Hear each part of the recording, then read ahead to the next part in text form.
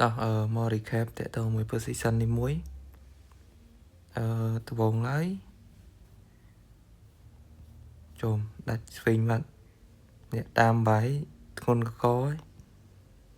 ថ្ងៃនេះមិញខ្ញុំឃើញនេះនិយាយខាងតិចមិនមែនដាច់ swing ទូចនេះថាដាច់ swing ទេដែលខ្ញុំតែងតែបញ្យល់ប្រាប់អ្នកនរគ្នាថាមិនមែនឲ្យតែឃើញវិចឃើញអីហ្នឹងអានេះ swing 1 swing 2 swing 3 swing 4អញ្ចឹងទៅមែនទេ swing របស់វានេះអាវែងយ៉ាងគេនេះអញ្ចឹងអានេះក៏មិនជា swing ដែរណានេះឃើញដាច់ swing បាត់ហើយពេលដាច់អញ្ចឹងយើងមើលវាមិនយើងមើលថាវាមាន action អត់សារនេះ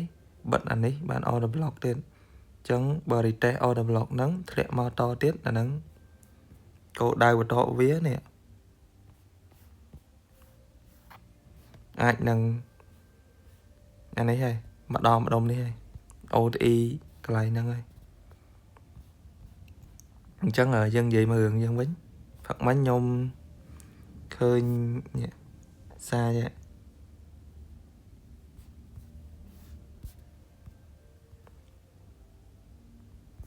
ខ្ញុំឃើញ LG 4ម៉ោងហើយខ្ញុំឃើញ daily វាបិទបាន candle bearish ទៀតអានេះខ្ញុំប្រើ 2 time frame alignment ក្នុងការ trade ហើយអានេះក៏ខ្ញុំឃើញបិទជា body ដែរហើយខ្ញុំបញ្ជាក់ម្ដងហើយម្ដងទៀតមិនមែនឃើញឲ្យតែបិទ candle អញ្ចឹងខ្ញុំចាប់ទុកថាវាជា run ទេណាខ្ញុំមើលទៅ time frame 4ម៉ោងហើយបាទខ្ញុំមើល time frame 1ម៉ោងទៀតឃើញបិទ body អញ្ចឹងអត់តែសួរថាវាប្រកាសអត់ថាវា run នេះចង់នឹងវា run នេះនៅពេលដែលវា swing នេះទោះបីជាវាបង្កើត FVG នេះក៏ដោយក៏ខ្ញុំហ៊ានចូល sell ដែរបើសិនមកវាបង្កើត confirm មកខ្ញុំអ្នកខ្លះទៀតឃើញ FVG នឹងហើយឃើញ FVG ទៀតគិតថាផ្សារអាចនឹងកន្លែងហ្នឹងទប់ជាប់ហៅកន្លែងបាយ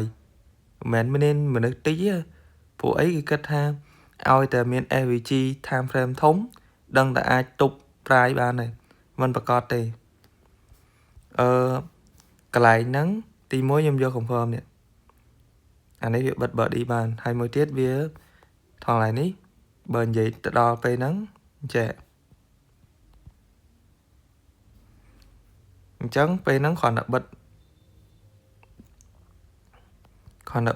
អានេះពឹប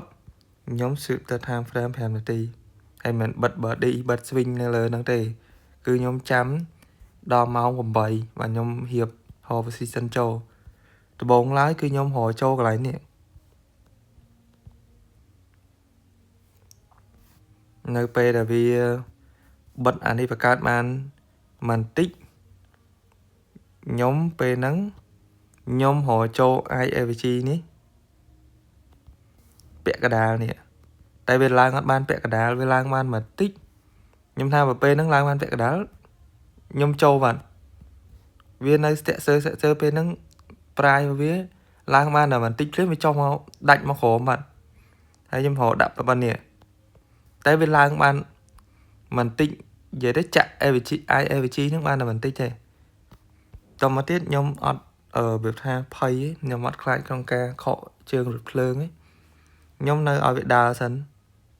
នេះនៅពេលដែលវាបិទបន្តអញ្ចឹងបិទបន្តbreaker ឬក៏ CSD បន្តទៀតបានខ្ញុំចូលអញ្ចេះហើយខ្ញុំអត់ចូលពាក់កណ្ដាលផ្លូវទេខ្ញុំបញ្ជាក់ខ្ញុំមិនមែនឃើញ candle ក្រហមបានខ្ញុំចូលទេអ្នកខ្លះឃើញ candle ក្រហមបានអូប្រាយមកចាប់ដើមចូលអាហ្នឹងគ្រាន់តែជាការ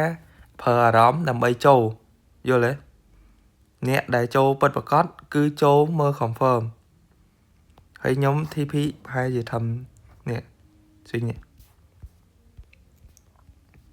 ហើយ TP ខ្ញុំដូចជាទៅ3នាទី5នាទីដល់បាត់ខ្ញុំពេលហ្នឹងខ្ញុំចង់ឆ្ងល់ខ្លួនឯងទៅចុំគ្រាន់ចូលភ្លាមបាត់ season បាត់ហើយខ្ញុំថា SL ហើយនេះគ្រាន់តែ3នាទី5នាទីហ្នឹងគឺដល់ហើយអ្នកចូលរបៀបអញ្ចេះខ្ញុំអត់ដឹងថាគាត់ចូលរបៀបមិនទេ